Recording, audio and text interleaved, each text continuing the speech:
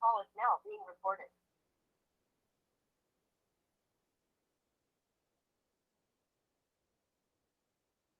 Bien. Hablar de estrategia de innovación, pues, es otro de esos temas que es tan amplio que para efectos de lo que es un programa como este, pues siempre se quedará corto cualquier espacio. Sin embargo, de nuevo, el enfoque que buscamos darle más que repasar lo que pueden encontrar ustedes en cualquier libro de texto o en cualquier programa de formación o videos que existen, o mucho material que existe en Internet sobre el tema. La idea es como conectarnos un poco con algunas nociones aplicadas del tema y en especial entender cómo en la práctica se dan algunos de estos procesos que nos permiten establecer planes, proyectos, iniciativas y en general cómo organizar la casa para lograr tener o llevar a buen término diferentes iniciativas innovadoras. ¿Sí? Entonces de eso se trata la estrategia, ¿sí? De fundamentalmente entender un poco cómo la organización, valga la redundancia, se organiza. Y en ese punto es importante arrancar como con un par de preguntas. Esto es, se refiere mucho a uno de los elementos que hemos detectado a lo largo del tiempo, como que es uno de esos dolores, en especial de las pequeñas y medianas empresas. Y es la relevancia que se le da al ejercicio de planear y pues en conexión con eso, el tiempo, los recursos, las prácticas asociadas y en general las dinámicas que las organizaciones tienen para hacer planeación. Entonces, este par de preguntas, reflexiones personales de cada empresa o de los, independiente del escenario en el que estén, ¿sí? O sea, pueden ser un emprendedor iniciando o puede ser ya una empresa consolidada. El, el ejercicio de hacer una planeación es fundamental para efectos de, vamos, como tener un mapa mental que le permita a uno estructurar o ver cómo efectivamente esos objetivos que va, que tiene previsto alcanzar, se van a lograr. Hace 20 años que empecé a trabajar en estos temas, es una de las cosas que justamente se observaban era que existía una carencia gigantesca. Y a lo largo del tiempo, en este ejercicio que nosotros ya llevamos 15 años con la consultora, se encuentra uno con expresiones que le van, vamos, como validando o puesto en evidencia esas carencias, pero al mismo tiempo le muestran, digamos, un poco cómo en sí mismo, pues ahí, digamos, las carencias que observamos obedecen a diversos factores. Típicamente una expresión que nos hemos encontrado mucho, sobre todo en pequeña empresa, es que dicen, Ramiro, pero ¿para qué esa planeación si finalmente eso no se cumple? Y ¿cómo así? Sí, es que se hacen planes muy bonitos, se hacen documentos estratégicos muy bien elaborados, pero a la final eso queda guardado en el computador de alguien o pues típicamente no se llevan a la práctica. Y en la medida en que no se llevan a la práctica, pues entonces incluso hay cierto sentimiento de frustración. Lo primero que uno tendría que decir es que un plan eh, es un ejercicio, primero que todo, más que producir un documento, es un ejercicio de aprendizaje, de reflexión, de introspección, de reconocer un montón de problemas, pero también de hacer unas miradas positivas. Incluso es un ejercicio en donde es importante alimentar en mucho la autoestima, ¿sí? Y, aún si el panorama pinta duro, eh, un poco como la canción de Aterciopelados que dice que si la cosa se pone dura, hay que recordar que la vida es color de rosa. Entonces, eh, eso es parte del ejercicio de la planeación. Entonces, el documento al final es un resultado, pero lo interesante es justamente todas esas reflexiones que se hacen alrededor de ese ejercicio de planear.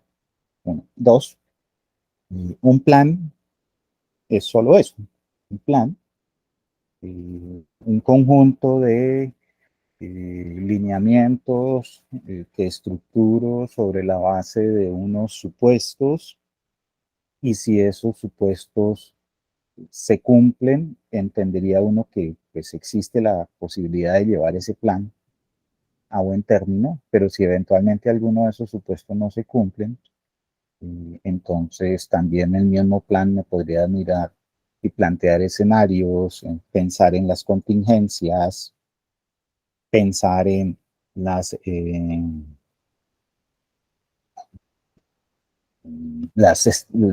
no quisiera palabra estrategias, sino digamos como las acciones preventivas o los mecanismos a través de los cuales yo puedo responder frente a situaciones que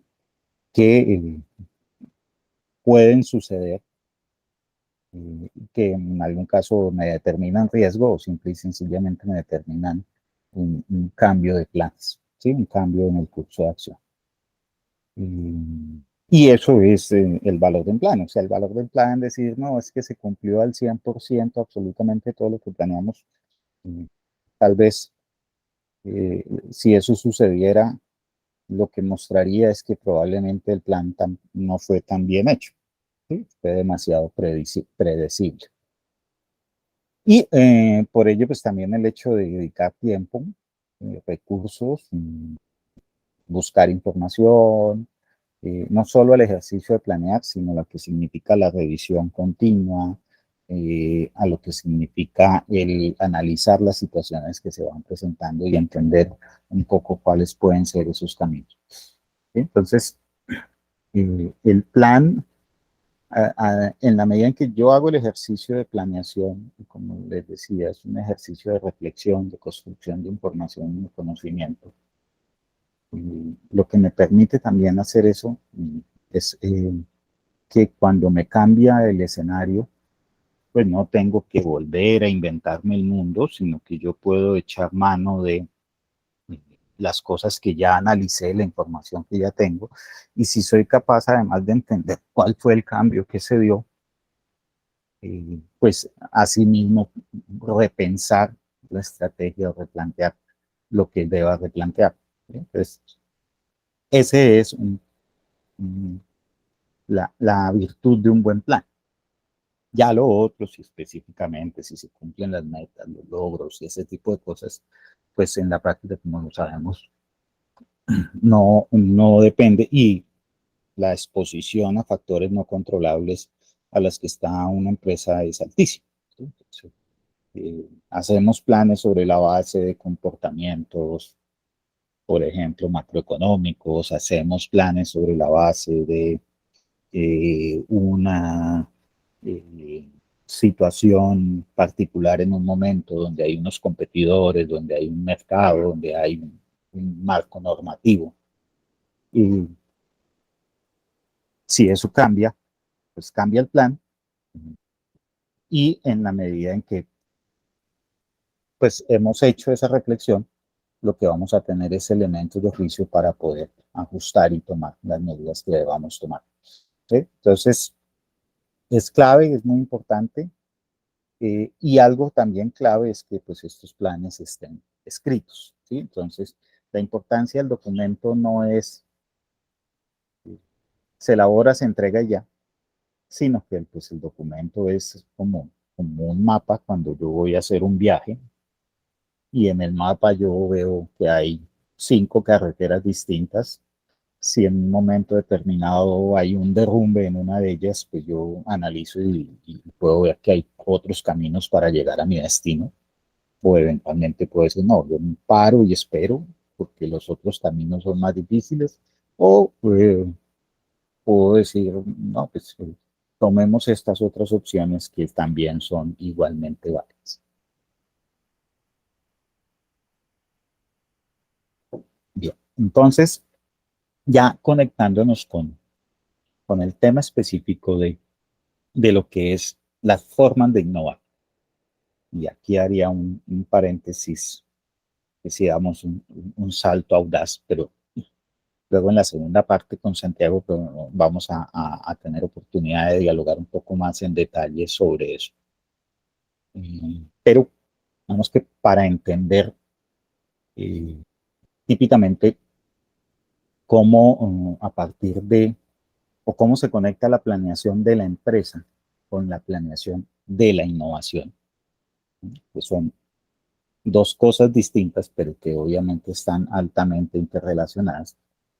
Pues el punto clave aquí es entender que eh, en la medida en que la empresa, y aquí nos devolvemos a las sesiones, logra identificar, por ejemplo, un conjunto de tendencias o necesidades de cliente, un conjunto de factores, y en la medida en que esos factores se vuelven relevantes para el negocio, mi plan, pues, descrito de forma simple, es eh, atacar esos factores que para mí, que en mi análisis llego a considerar que son muy, muy importantes y que en la medida en que yo despliegue esfuerzos sobre esos factores, a cerrar esas brechas, como hemos visto en las otras sesiones, pues voy a tener oportunidades para mi negocio. ¿Sí? Entonces aquí me voy a devolver a los ejemplos que hemos hecho, que hemos ido viendo, ¿no? Entonces, si para el cliente de las billeteras o de los artículos de uso personal, temas como la seguridad y la seguridad asociada al robo o a la pérdida o a diversos factores que hacen que su experiencia de uso mm, sea negativa, ponerle un calificativo, pues atacar esos factores tiene todo el sentido, ¿cierto? Si eventualmente en mi trabajo, como lo veíamos en otro caso, en mi trabajo yo logro desarrollar un elemento diferenciador, porque esto puede ser el caso de imagen también, en donde yo puedo identificar que a través de un elemento diferenciador de lo que yo hago y combinado con algún esquema alterno, un modelo de negocio alterno, eso podría generar una ventaja para mis clientes o una propuesta, configurar valor para mis clientes. Bueno, pues la estrategia es esa, es justamente aprovechar esa oportunidad y traducirla en un nuevo producto, un nuevo servicio. Esa es, digamos, son las versiones más simples. Y cuando digo, pues Ramiro, se dice fácil, sí. Esto dicho aquí es muy sencillo. Obviamente, llevando la práctica, pues tiene sus dificultades. Eso. Pero hay otros casos en donde la sofisticación de los problemas hace que, que no sea tan sencillo. ¿Sí? Pues me explico. Si yo estoy metido en un negocio o donde la industria farmacéutica, por ejemplo, ¿sí? Donde el reto es encontrar un nuevo, ay, se me olvidó bueno, componente activo para un medicamento. Pues eso no es nada sencillo, ¿sí? No es nada sencillo primero, pues porque implica, eh, uno, no inventarse la rueda y entonces entender que hay montones probablemente de soluciones exploradas previamente. Dos, hay mucha incertidumbre y hay que estar dispuesto a fallar. Y cuando se falla, pues así, así el fallo sea una forma de descubrir maneras de no hacer las cosas y eso significa aprendizaje. Pues ese argumento no lo aguanta un director financiero de una empresa grande o no lo aguanta una junta de accionistas que están esperando ganancias y dividendos. Entonces, eso les cuesta mucho. Uno de nuestros clientes es una empresa que les comentaba, le está vendiendo tecnología a los chinos, a empresas de China. No decía, una empresa colombiana que le vende tecnología a unas empresas de China. Sí. Y una de las virtudes que ha tenido esa empresa es que muchas veces se gastan una plata fuerte en hacer ensayos simple y sencillamente para descubrir si eventualmente esa es una manera de hacer las cosas. Y lo pueden hacer porque es una empresa familiar en donde las decisiones se toman papá, hijos, hijas, esposas de hijos, hijas, o sea, es una cosa muy consensuada. Y en esa empresa principalmente lo que menos prima es, por ejemplo, el criterio de cuánta plata es que se va a gastar usted, sino que hay unos niveles de confianza muy importantes en que la persona que está estructurando eso, pues tiene la capacidad y además, pues, que vale la pena destinar ese recurso. Pero eso es un caso sui generis, o sea, una de las limitantes más grandes que hemos encontrado también, y especialmente en empresas que ganan tamaño medio, eh, es la persona que hace las cuentas y empieza a mirar peso a peso, que además ese es su trabajo, ¿no? Y empieza a decir, bueno, todo eso, y será que sí funciona, y cuánto nos retorna, y un montón de preguntas que pues, típicamente cuando uno está pensando en innovar, no tiene respuestas, y es normal que no tenga respuestas.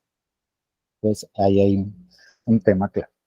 Y entonces, en ese escenario, lo que vemos es que existen diversas modalidades de aterrizar las estrategias y aquí entra a jugar las palabrejas investigación, desarrollo, innovación, dependiendo de qué efectivamente es lo que uno busca realizar. Digamos, una de las más conocidas en el mundo académico es lo que se conoce como la investigación y desarrollo. Y en ese caso, de lo que hablamos comúnmente es que los retos de innovación no son definidos en sentido estricto por un cliente, ¿sí? Es decir, no estamos hablando de retos que en específico un cliente plantee o un conjunto de clientes. Es más, casi nunca emergen de la iniciativa del cliente en sentido estricto, sino que son incluso retos que tienen carácter global o retos que emergen por cuenta de una contingencia, ¿no? Entonces, pues, la vacuna del COVID, ¿sí? Pues ahí como decían en su momento que quién en el plan estratégico incluyó pandemia como un factor. Bueno, pues sí, ni siquiera las farmacéuticas lo tenían. Entonces, pensar en, en que yo iba a incorporar en mi estrategia algo como eso, es casi que absurdo, ¿no? O sea, una empresa del común, ¿sí? La empresa de cada uno de ustedes. Y incluso se decía, no, es que ahora en los planes de en adelante toca incluir pandemia. No, no, o sea, pues, o bueno, usted puede incluir la que todavía el mundo está viviendo, todavía la está viviendo en China y en algunos países, pero pensar en hacer un plan diciendo que dentro de 2, 3 años o X a cada año vamos a tener una pandemia, pues es sumamente complejo, o sea, es sumamente incierto. Entonces, pero en el momento en que se da, entonces, pues encontrar una vacuna se vuelve un reto global, más que una necesidad de una persona en específico, es una necesidad de todo el planeta. Y por ahí derecho hay otras que no son contingentes, es decir, que no surgen de un momento a otro, sino que son permanentes. Todo lo que tenga que ver con eficiencia. Y la eficiencia incluso ha ido cambiando a lo largo del tiempo. La eficiencia de hace 100 años estaba centrada en la eficiencia orientada a la rentabilidad. Y luego cuando viene la sociedad de consumo, eh, pues todavía más, ¿sí? Esa eficiencia en costos que también hemos mencionado. Hoy por hoy, en un paradigma de sostenibilidad, entonces la eficiencia está pensada mucho en la lógica de la eficiencia del uso de los recursos, la eficiencia en términos del consumo de agua, energía, la eficiencia en términos de, por ejemplo, la durabilidad de los productos, ¿sí? Que no, o sea, esta lógica de productos, entre comillas, desechables, ¿sí? Productos verbigracia, del concepto de un solo uso, ¿no? Que, por ejemplo, es el punto de debate de los plásticos, pues es un tema global. ¿Sí? Entonces ahí entramos, por ejemplo, también en lo que mencionamos, sustituir el plástico, sea por otras versiones de plástico, o sea por otro tipo de productos que sean biodegradables. ¿Sí? Y en general, problemas no resueltos, ¿sí? Estamos hablando de típicamente problemas asociados, por ejemplo, a los temas de salud, problemas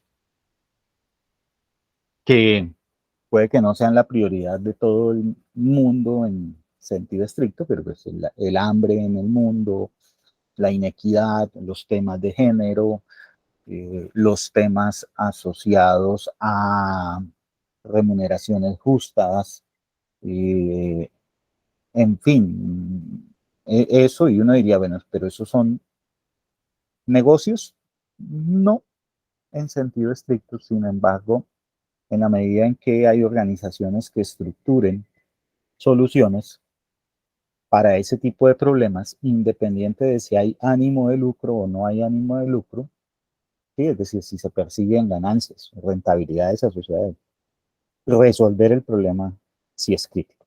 ¿Sí? Pues, eh, las telecomunicaciones, hoy por hoy el tema de, por ejemplo, el trabajo remoto, ¿sí? Que es una tendencia, que en eso hay mucho, mucho, mucho por construir todavía, pues porque el paradigma de las empresas es un paradigma presencial y aunque la pandemia ahí algo sacudió, pues la realidad es que todavía está mucha gente pensando en aferrarse justamente al viejo paradigma, ¿cierto? Entonces, ¿qué pasa con esa estrategia basada en investigación y desarrollo? Fundamentalmente hay dos factores, que es costoso y demorado. ¿Sí? Entonces, no es algo que yo pueda pensar en, pueda tener la solución mañana, ni en un mes, ni en 2 meses. Probablemente temas que impliquen no tanta investigación, sino desarrollo, es decir, que yo pueda eh, usar el conocimiento que otros han creado y aplicarlo, pero aún así, pues eso tarda tiempo.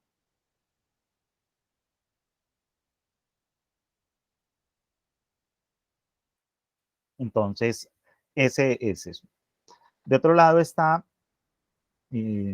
lo que podemos entender como una estrategia basada en una orientación al cliente. Y ahí entonces nos movemos al extremo de pensar ya en segmentos específicos y tan específicos como que puede ser un solo cliente. Y ese un solo cliente pues nos puede poner retos muy, muy particulares, que además los necesita para allá, ¿sí? No para mañana, sino que típicamente cuando el cliente está expresando el dolor y se está quejando, aparte de todo, lo necesita, eh, es urgente que resuelva su necesidad.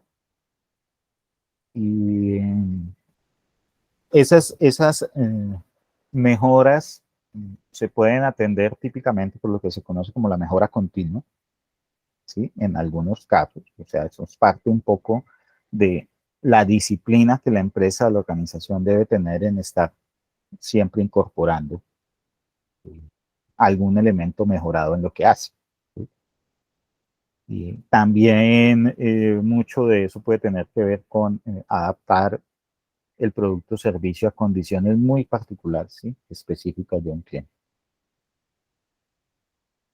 Y es un tema en donde más que hacer investigación, probablemente sí, seguramente haya que hacer diseño incluso más que desarrollo.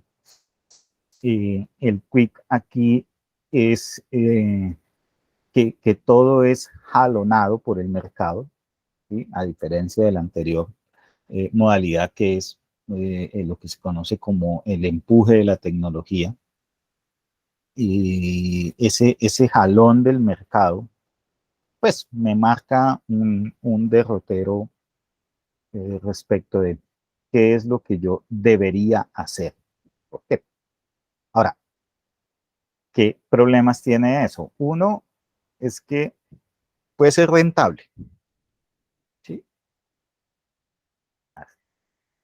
Si ustedes ven por ejemplo, en el tema de moda, confecciones y ese tipo de cosas, pues es común, ¿no? O sea, todavía existen las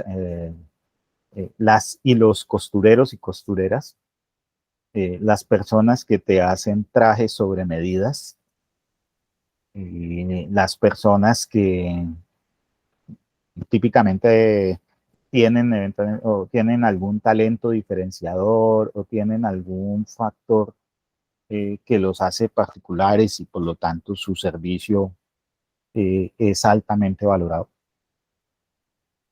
Entonces, eso mm,